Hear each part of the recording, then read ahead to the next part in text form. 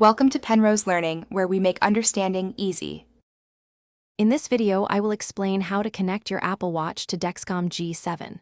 First, make sure your Dexcom G7 sensor is actively sending data to your compatible smartphone.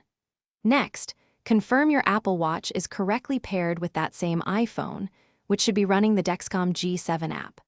Finally, always check that both your Apple Watch and iPhone have the most recent software updates installed for the best experience.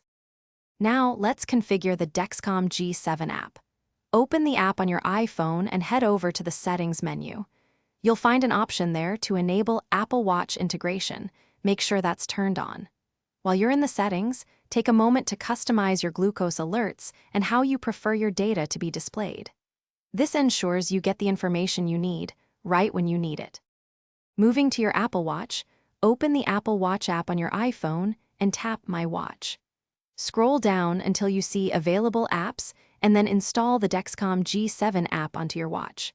For quick access to your glucose readings, I highly recommend adding the Dexcom G7 complication to your preferred watch face.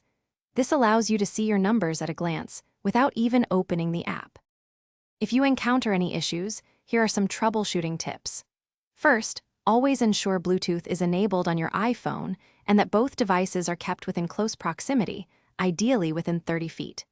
If data isn't syncing, try restarting both your iPhone and Apple Watch.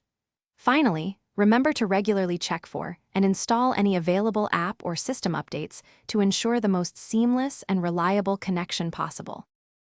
Thanks for watching. If this was helpful, leave a like and consider subscribing. See you next time.